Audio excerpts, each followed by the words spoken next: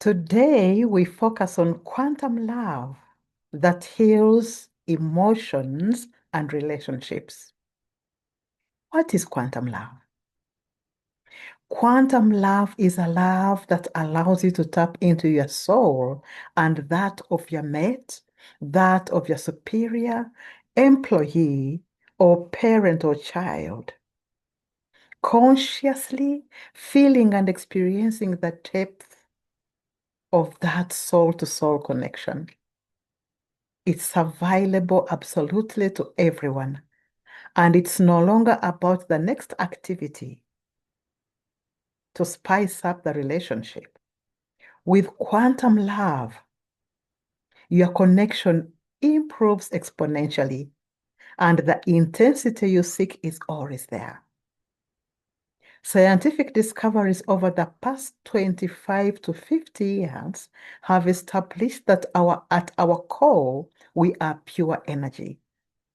And our bodies have an energetic frequency that's always shifting and changing as a result of our thoughts and feeling states. And energy doesn't stay without.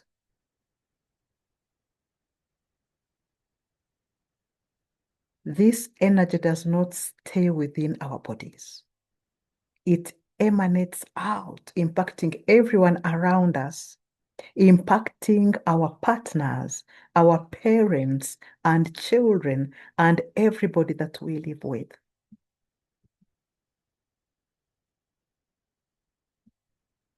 When we look at quantum love as creation, what is this quantum love going to create for us? It's going to create the improvement and the healing of our relationships, and it is going to improve and create wholesome emotions. And quantum love posits that we are creators of our realities, including our love lives, and that like attracts like. So by focusing on the qualities we want in a relationship, we can attract those into our lives. What qualities are you focusing on in your superior, in your supervisor, in your employee, in your child, or in your parent? Remember that we are love, and we are not the love as the world understands it. We are quantum love. And love himself created love so that the love who created us can see love, can see himself in everything, that he as love created as love. Because we are love and everything around us touched by his hand is love. We are created in the image and likeness of love to have dominion over the physical material plane by being love, transmuting worldly fear into love. And doing this, the field obeys our command, and we create our grandest reality in our relationships and companionships and partnerships and ministries. We will look now at the concept of interconnectedness and love through the lens of quantum physics. And quantum physics says that love, like quantum entanglement, is a state of oneness and shared consciousness where we are interconnected with everything. And it emphasizes the importance of maintaining a sense of unity and shared experience in our relationships, in our companionships, and in our congregations and communities. And falling in love is seen as a process of being entangled with another person, creating a sense of oneness and unity. And oneness refers to the merging of individual consciousness where two people become more than one entity, where people living in a congregation become one. And this is achieved through shared experiences, genuine communication, where the people who are staying together become more like one entity.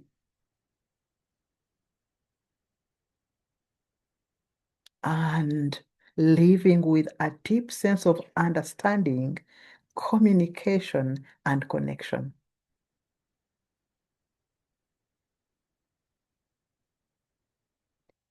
Can two become one?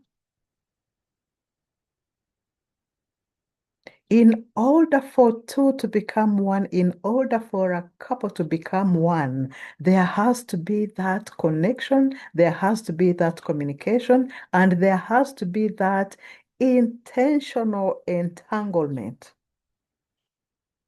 Think about the time you felt lonely until you met someone, and it seemed like you are them and they are you. And it felt like magic, as if your hearts were entangled. Then one day, that person doesn't show up. Was it quantum love?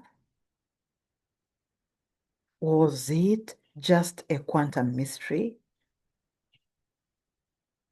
Could this be quantum love, where science meets the heart?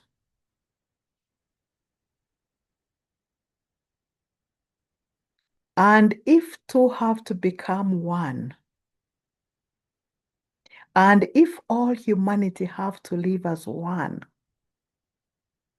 all this has to happen through the heart, not through any physical organ.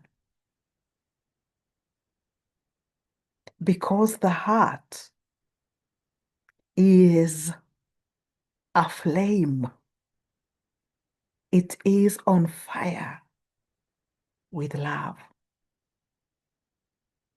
And our soul is compared to a flame. And souls come together and melt into one. Material objects do not do that. Souls and hearts can melt into each other, but it's not all the time that material objects do that. So love can be compared to a flame. And loving is a flaming, fiery, passionate love, spreading the light of love. One flame of love lights another and infinity without the first flame being diminished. And all the flames become massive to illuminate and warm our world with quantum love. Quantum love is our birthright. And this is the time to have a new way of looking at love, a new way of looking at ourselves as quantum selves, and a new way to look at others, not through the selfish lens of materialism and needs, but through the selfless lens of soul and transcendence work on the love journey, on the journey towards quantum love. As we make the pilgrimage from the ordinary mind, from the material mind, from the ego self to the quantum self and to the quantum mind, we are embracing quantum love.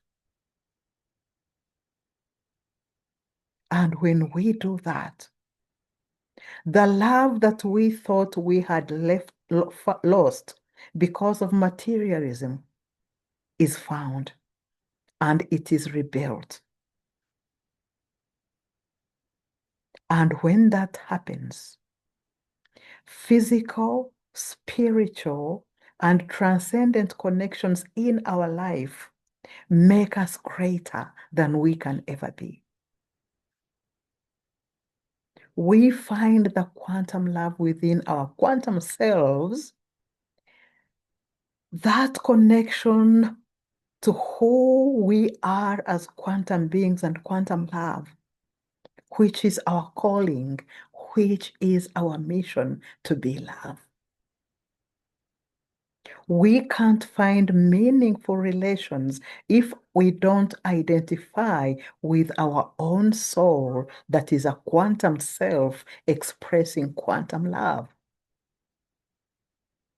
On an individual level, embracing quantum love can lead to profound personal transformation and encourages living mindfully, making compassionate choices, fostering deeper connections with others. And as we transform, so do our congregations, our communities, our hospitals, our schools, our relationships, and our homes. And the collective shift towards love-centered consciousness reshapes societal norms, influences policies, and redirects human development towards more sustainable paths, recognizing that our actions have a ripple effect. And by choosing quantum love, we contribute to a wave of positive change and create support networks and facilitate conscious living and collaboration to amplify impact of individual and collective actions. The world would be a better place if we embraced quantum love. I like what Dr. Joe Dispenza, wrote about the union where to become one, and he calls it a divine love affair. And he says that in the union where to become one, there is found profound truth and experiences greater than the self. Think about the time we fall in love with someone or the person with whom we are in love. It's exciting. And the thought of seeing them, spending time with them, sharing experiences, and communing with them is inspiring. And when we do get to spend time with them, we feel connected, heart to heart, soul to soul, depth to depth, with our chakras kissing each other. And we feel locked in and aware of the moment that we are sharing, the energy from our soul. We listen to them and we are patient and we are present and we give our heart, time, and gifts. And in return, we receive the same. In a healthy relationship, each person feels worthy of the other.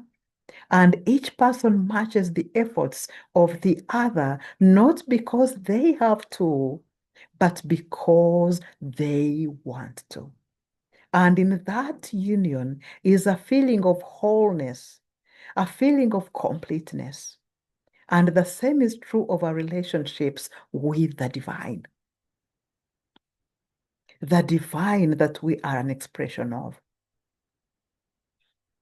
And the idea of going into meditation with excitement and energy of seeing who we love, that divine self, with the excitement of having a love affair with the divine, is the exact energy making us connect with our loved ones. And it's this level of excitement that draws the divine closer to us. Hello. This is really deep. And this is love. This is quantum love. This is oneness. And like relationships, the more we love and the more we see ourselves as one, the bigger our love gets. Oneness bonds us together. We sometimes forget that the divine The unifying principle that gives us life is an intelligence, and it's consciousness and awareness. It is paying attention to us. It always matches our efforts, and it is completely present within us and responds and interacts with us according to who we are being. That's why we want to talk to the divine in a way that it causes us to listen. And as we listen, it also listens to us. And we want to listen in a way that allows it to talk to us so that we can feel its direction, because the divine knows already where we need to be. All we need to do is to flow with the intuition that he whispers to us so that we can be led to the place where he wants us to be.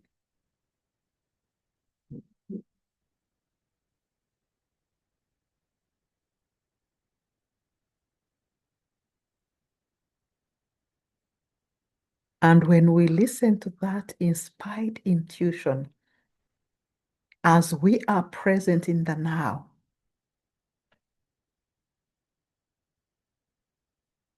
when we make the effort to connect with this intelligence and give it attention as we would to the one we love as our partner, as our child, as our parent, we start our day inspired to be present with that intelligence, even though we cannot see it. And it always shows up in our day-to-day life in unexpected ways. Love is like a relationship. And like a love relationship, just because a lover isn't in physical proximity doesn't mean that love no longer exists. A long distance relationship can't exist unless we believe in it. And it starts with a willingness to have genuine connection.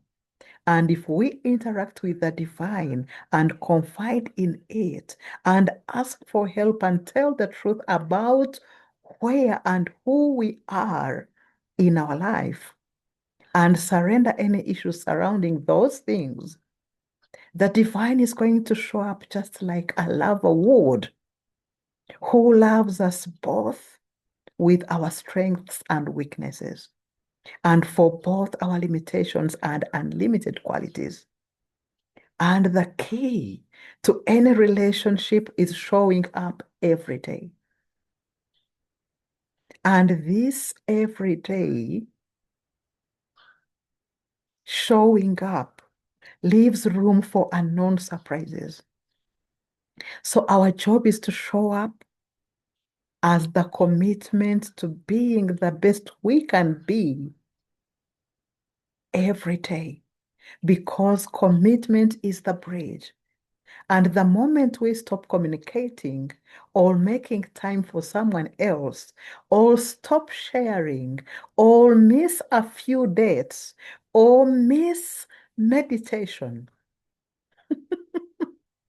or cease paying attention and being present, or stop listening to that intuitive insight, or stop fostering love and connection, we disconnect from the energy of that intelligent divine relationship, from that relationship with our spouse, and it's going to fall away. But if we go into meditation, or if we go into a communion with our spouse, as we would with any love affair, either with our children, when we are excited to connect, that energy fills us with the divine.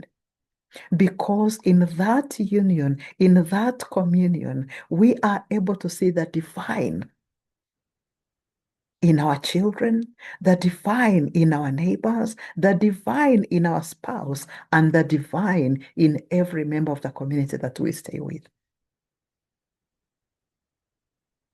And this energy is not limited to the energy of a lover, because love is love. And it's the same as the love we feel when we haven't seen our spouse in a while, our kid, parent, pet, animal, after they have been away. Because of that love, we will go great distances to spend time and connect with them the way we would spend time in adoration. We will sacrifice and stay up late, get up early, stay on the phone longer, or go an extra mile for them because we love them. How would it be if we saw the divine in that stranger, in that orphan, in that person who is in prison, in that sick person who is on the deathbed? Wouldn't that be quantum love? Wouldn't that be oneness? And that is the attitude and energy we want to step into and take to the altar of quantum love in whatever relationship we find ourselves in. Because that which we are seeking, that cosmic love, that quantum love, that divine love is also seeking us. It's always around us, waiting for us to recognize it, to come into our lives. It's already there.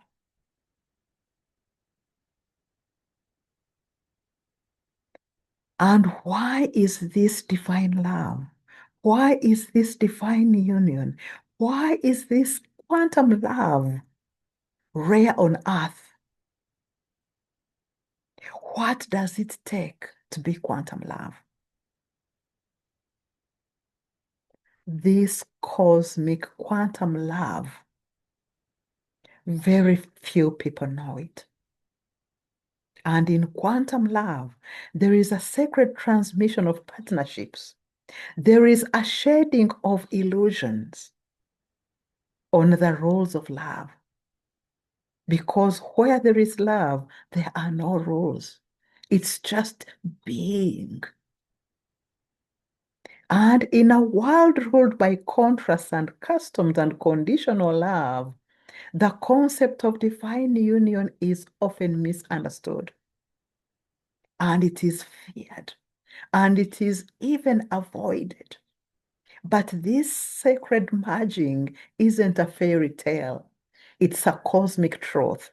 It's a soul mission. And it is a frequency that demands total transformation.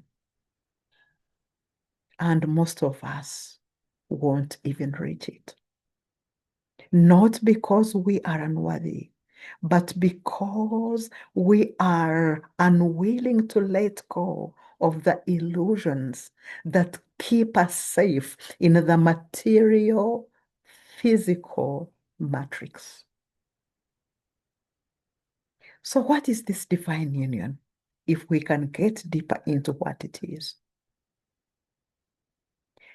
a sacred merging of two souls who have awakened to their divine essence. And it's not just a relationship, it is an alignment. It is a meeting point where love becomes a frequency, not a feeling. And it is fun, and it is wild, and it is healing. And it's never about control. It's never about compromise. It's never about conformity. In divine union, we don't fall in love. We don't fall in love. We rise in it.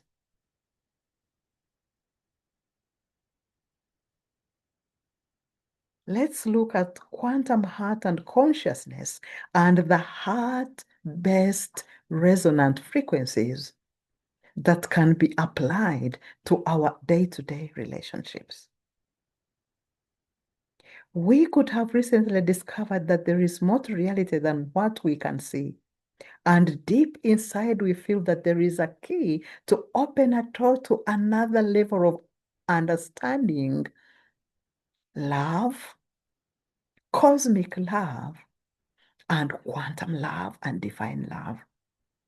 And we can access a multi-dimensional level of information on quantum love, romance, and intimacy, but find it difficult to embody that intuitive knowledge.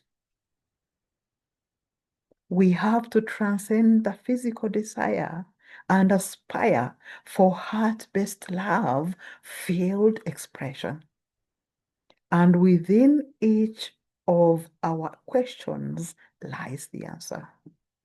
We are already quantum love. And as we start to listen to our inner voice, our body, mind, soul, and psyche communicates through the heart, and love starts flowing with ease into every person, into every place, into every creature, into every situation, circumstance, and event that we will find ourselves faced with. All that can be healed by quantum love. So, in shifting into quantum love of the heart from egoic physical gratification, we have to go through the purification journey of desire. And the transformation path of desire beyond the erotic involves redirecting human longing towards higher non-physical goals, from the pursuit of material and sexual gratification to a deeper spiritual, constructive form of fulfillment.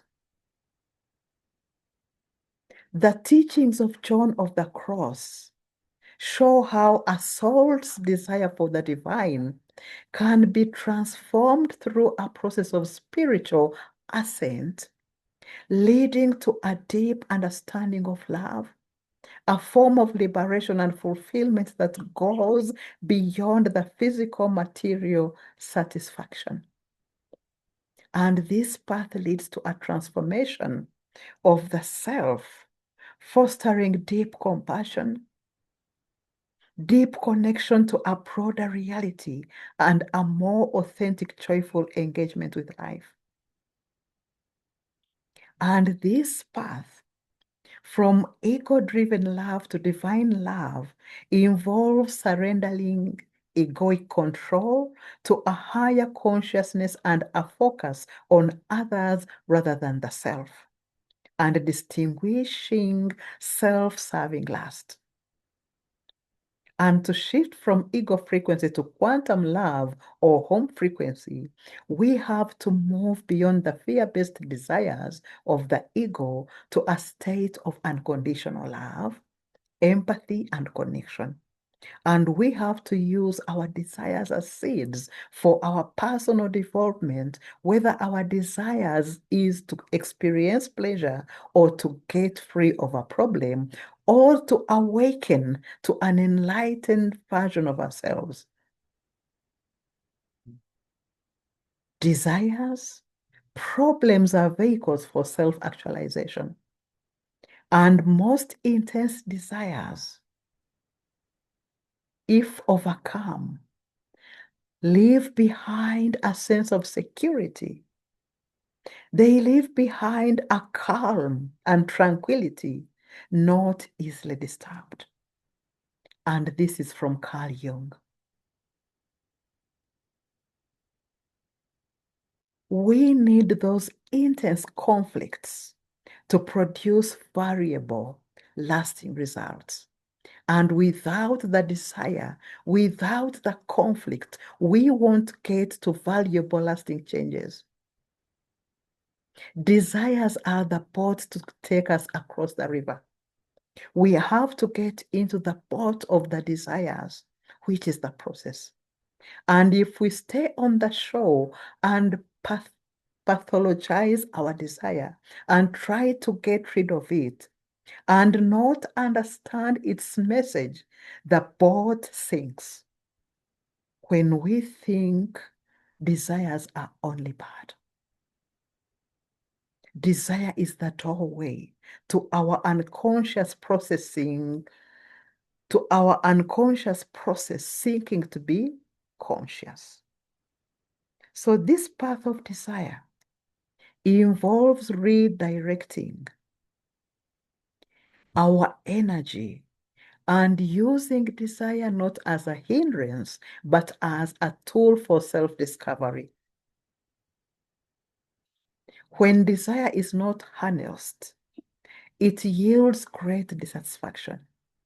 And when it is tamed and befriended, it is an ally to living a full life. And the transformation path of desire refers to the spiritual and personal journeys where desire, rather than being a hindrance, is a powerful energy source for spiritual liberation. And in Buddhism, desire, yearning, and longing are seen as inherent energies within that can be harnessed rather than suppressed.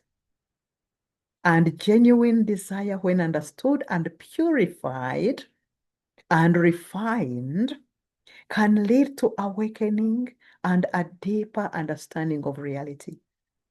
And the goal is not to eliminate desire, but to transform desire and leading it to an experience of a non-dual union with a luminous reality where we are not judging, where we are not seeing wrong or bad or good.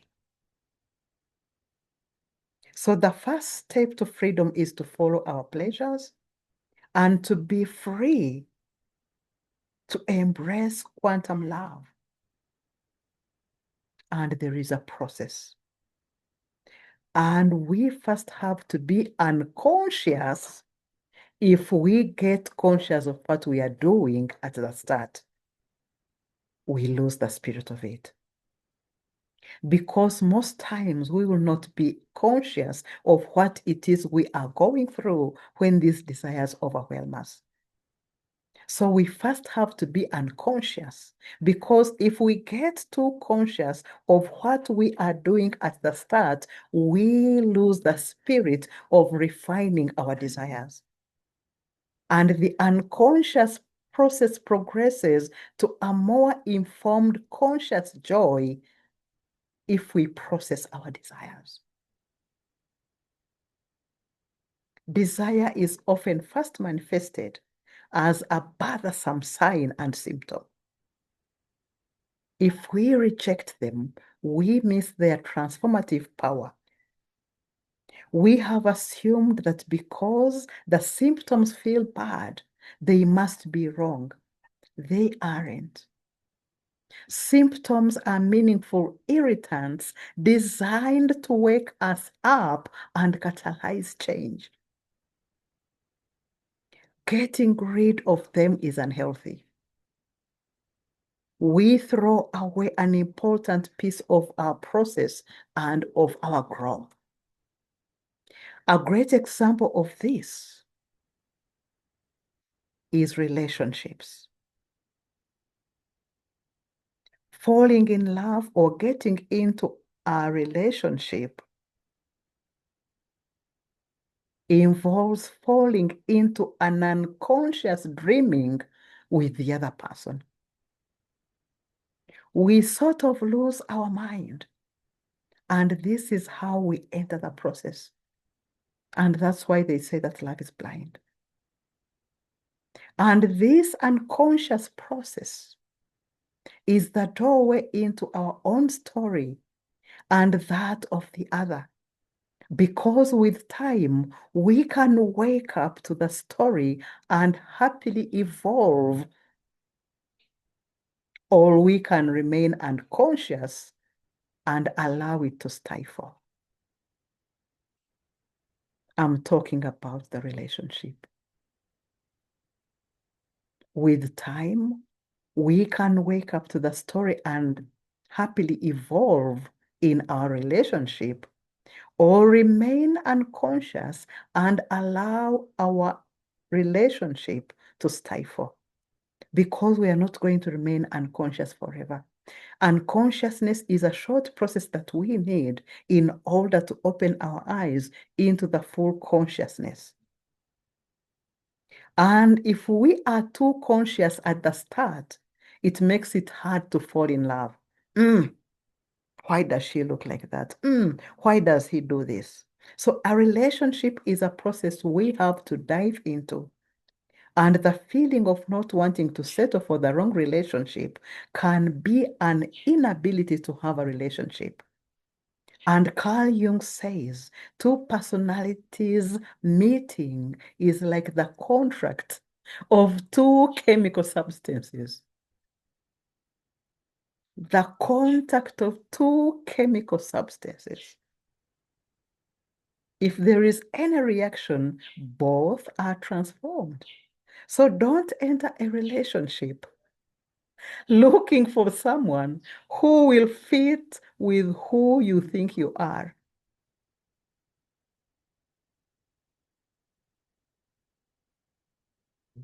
Are we willing to let the relationships transform us? So quantum love is the answer to healing emotional distress and creating healthy relationships. And this statement blends the concepts of emotional well-being, spiritual development, and the scientific principles of quantum mechanics, particularly the observer effect. And proponents suggest that a state of love is a high-frequency energy, and it can influence our reality and health by synchronizing our heart and brain electromagnetic fields, triggering beneficial brain chemistry. When you are happy, the brain releases dopamine and serotonin. When you are lamenting in a relationship, the brain releases the stress hormone cortisol, which can downgrade our health. And this view frames a love that is a powerful force for healing. Where we are in that cosmic quantum love, our body is always looking young and our cells are always in high immunity, and we are healthy. So quantum love impacts both physical and mental states through the quantum aspects, often referred to as energetic subatomic influences rather than direct application of quantum physics. As we get to the end of this meditation, of this presentation, we are going to go through a quantum love relationship healing meditation,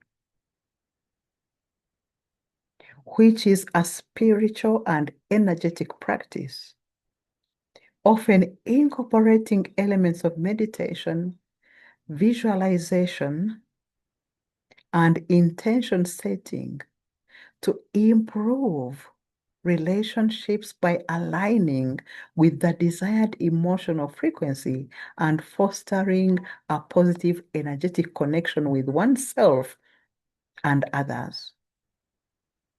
And these practices involve focusing on positive emotions, practicing gratitude, setting heart-centered intentions, and accepting situations without resistance, just flowing,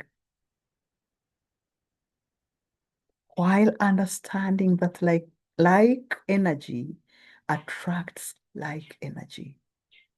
And the goal is to shift one internal state to attract and sustain healthier, more harmonious relationships.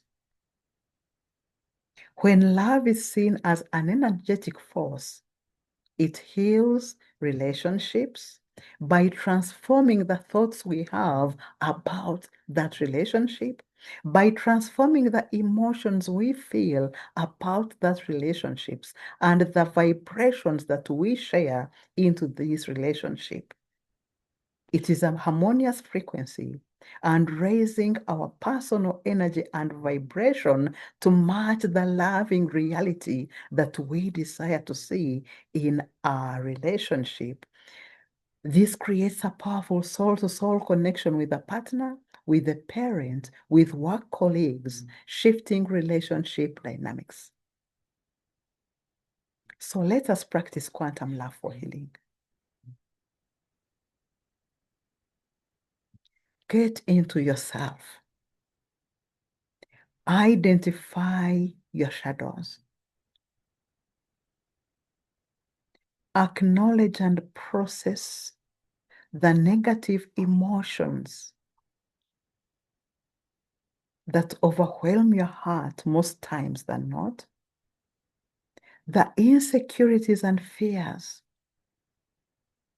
and these are referred to as shadows that may be negatively impacting your relationship with the other, either in a family or community. When you have identified your shadows of insecurities and fears and negative emotions,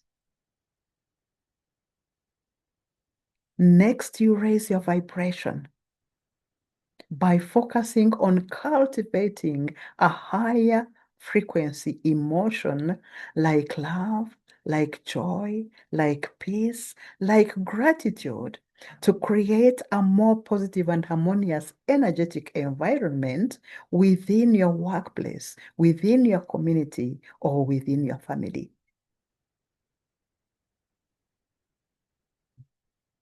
After raising your vibration, you have to align your energy. What is it that you prefer to see in your relationship?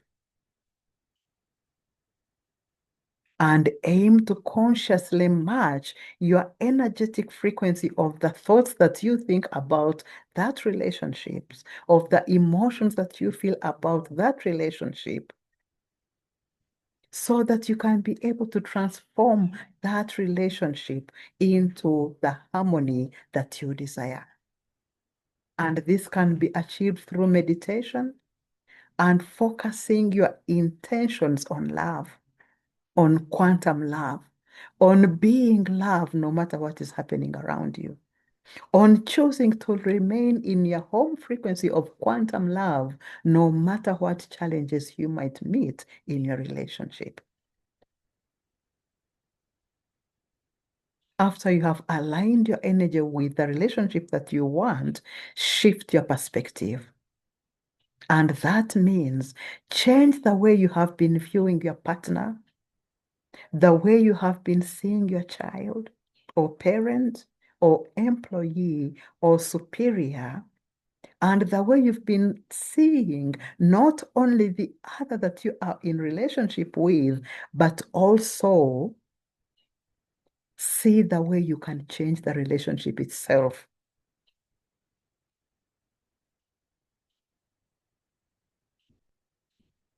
And after you have shifted your perspective, embrace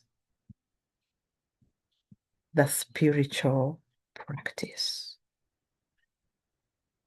View love. View the quantum love that is available in each one of us when you see the divine in the other. View love as a spiritual practice and as a lifelong commitment to your partner, to yourself, to your parent, to your daughter, to your supervisor, to your novice or parishioner, rather than just seeing love as the worldly love that is just a fleeting feeling.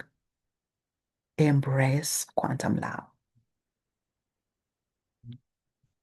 So, by consciously changing your personal energy and perspective, you can influence your energy in the quantum field, thereby transforming and healing all your relationships.